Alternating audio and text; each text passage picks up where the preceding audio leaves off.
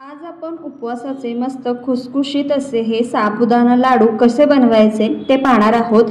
Recipe अतिशय सोपी आहे आणि मस्त फायबर आणि कॅल्शियम युक्त असे हे साबुदाणा लाडू तुम्ही एरवीही बनवून मुलांना देऊ शकता। पटकन रेसिपीला सुरुवात करूया। त्यासाठी एका पॅन मध्ये येते मी 1 कप साबुदाणा घेतलेला आहे। साबुदाणा लो गॅसवर चांगला असा कुरकुरीत होईपर्यंत आपल्याला भाजून घ्यायचा आहे। तर साधारणतः एक 10 मिनिटे लागतात लो गॅसवर छान असा कुरकुरीत होईपर्यंत भाजण्यासाठी। एकसारखं हलवत राहायचं आहे, कुठेही खाली लागता कामा नये। त्यामुळे एक 10 मिनिटे आपण आता हे लो गॅसवर चांगलं असं भाजून घेऊयात। साबुदाण्यामध्ये फायबर भरपूर प्रमाणामध्ये असतं, त्यामुळे पचन सुधारतं। त्याचप्रमाणे त्यामध्ये कॅल्शियम भरपूर प्रमाणामध्ये असतं, त्यामुळे हाडे मजबूत होण्यासाठी मदत करतं। फॉलिक ॲसिड ही भरपूर प्रमाणात असतं, त्यामुळे गर्भवती स्त्रिया असतील त्यांच्यासाठी सुद्धा अतिशय फायदेशीर असं हे साबुदाणा आहे। तर आता एक 10 मिनिटं होत आलेली आहेत। छान असा आपला हा साबुदाणा भाजून झालेला आहे आणि भाजल्यानंतर हलकासा याचा कलर चेंज होतो। हलकसं पिवळसर हलकसं लालसर असे हे साबुदाणा दिसू लागतात। वाटल्यास तुम्ही अशा पद्धतीने चेक करून पाहू शकता।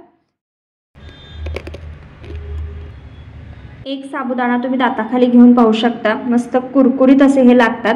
त्यावेळी समजायचं की साबुदाणा छान भाजले गेलेले आहेत। पूर्णपणे हे थंड करून घ्यायचे आहेत आणि एका मिक्सिंग जार मध्ये काढून घ्यायचे आहेत आणि एकदम बारीक असं पूड तयार करून घ्यायची आहे, एकदम पावडर फॉर्म मध्ये। तर आता हे आपण जी पूड तयार करून घेतलेली आहे साबुदाण्याची ती चाळून घ्यायची आहे, म्हणजे एकदम बारीक टेक्स्चरचं आपल्याला पावडर भेटेल। जेवढे बारीक पीठ याचं निघेल तेवढे लाडू आपले छान होतात आणि वळायला सुद्धा अतिशय सोपे जातात। तर आता हे पहा, वरची थोडीशी साबुदाण्याची कणी शिल्लक राहिलेली आहे। तर आता ही पुन्हा आपण मिक्सिंग जार मध्ये घालून घेऊयात। तर हे पहा, कणी ही मी मिक्सिंग जार मध्ये काढून घेतलेली आहे। यामध्ये अर्धा कप आपल्याला साखर घालायची आहे। साखरेचं प्रमाण वाटल्यास कमी तुम्ही थोडं करू शकता। त्यानंतर 3 हिरव्या वेलच्या यामध्ये मी घातलेल्या आहेत आणि बारीक असं आपल्याला याची पिठी साखर तयार करून घ्यायची आहे। नेक्स्ट स्टेप मध्ये एका पॅन मध्ये येते मी साबुदाण्याचे जे आपण पीठ तयार करून घेतलेलं आहे ते घेतलेलं आहे। गॅसची फ्लेम लो ठेवायची आणि यामध्ये आता मी पाव कप तूप घेतलेलं आहे। तूप मी थोडं थोडं घालून हे आता पीठ जे आहे ते मी भाजून घेणार आहे।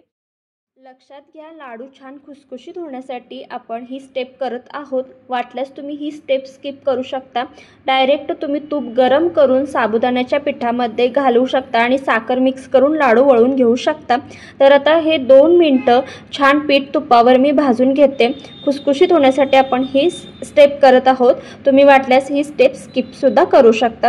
आता 2 मिनिटं छान भाजून झालेलं आहे आणि 2 मिनिटांनंतर तुम्ही पाहू शकता हलकसं कोमट आपलं पीठ येथे झालेलं आहे। या स्टेजवर आपल्याला ही पिठी साखर घालायची आहे।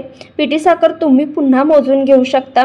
मी बरोबर इथे अर्धा कप पिठी साखर वापरलेली आहे आणि आता हे चांगलं असं मिक्स करून घ्यायचं आहे।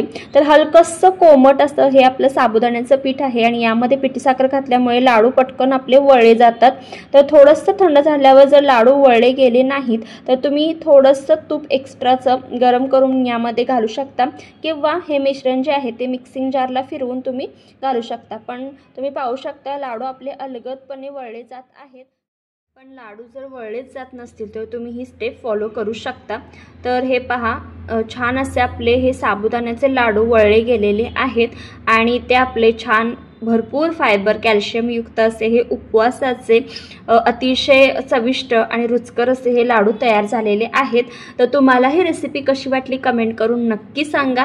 जितक्या जास्त जमेल तितक्या जास्त नातेवाईकांना फ्रेंड्सना व्हिडिओ आवर्जून शेअर करा। वेळात वेळ काढून रेसिपी पाहिल्याबद्दल तुमचे खूप खूप आभार। जाता जाता व्हिडिओला लाईक आणि चॅनेलला सबस्क्राईब करायला विसरू